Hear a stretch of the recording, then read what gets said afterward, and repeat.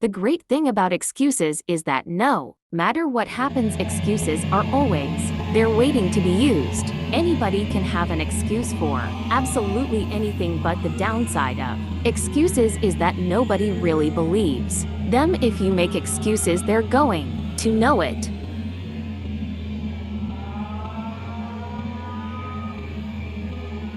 They're going to think less of you. But if you refuse to rely on excuses, people are going to know that too, and they'll admire you for it. You need large amounts of self-discipline to deal courageously with all the fear-inducing events of your life. Courage is rightly considered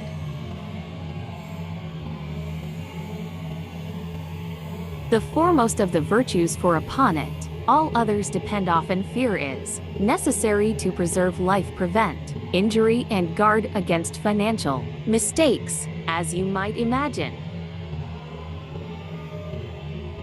I don't think we should spend a lot of time regretting the choices we've made in the past, to spend time brooding over how things went.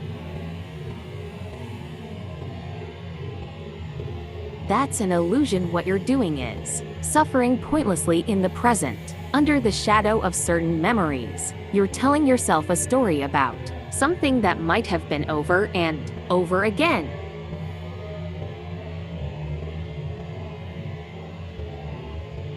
How long do you want to do that for? And sometimes life is going to knock you down, but because you have been knocked down don't mean that you finish. No, you're not down but not knocked out. No, you got some reasons. It might be your own sense of pride and determination.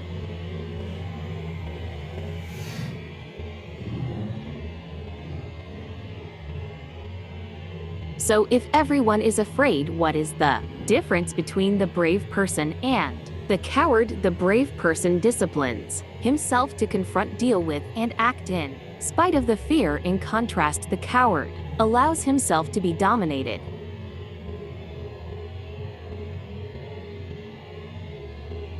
Controlled by the fear. The difference between the hero and the coward is that the hero sticks in there 5 minutes longer. No one is born with fears. Fears can therefore be unlearned by practicing self-discipline repeatedly with regard to fear until it goes away. The most common appears that we experience, which often sabotage all hopes for success, are the fears of failure, poverty, and loss of money.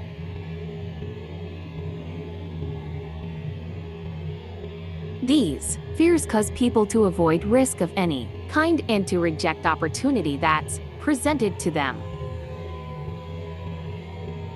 Over the years, I've developed some ideas about effective goal setting, and I'd like to share those with you in a moment. When I was a kid, I used to dream what it would be like to buy a ticket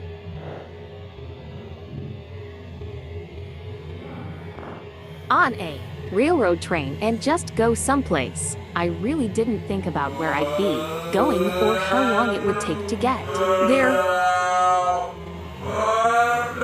I just loved the idea of getting on the train and just letting it take me someplace.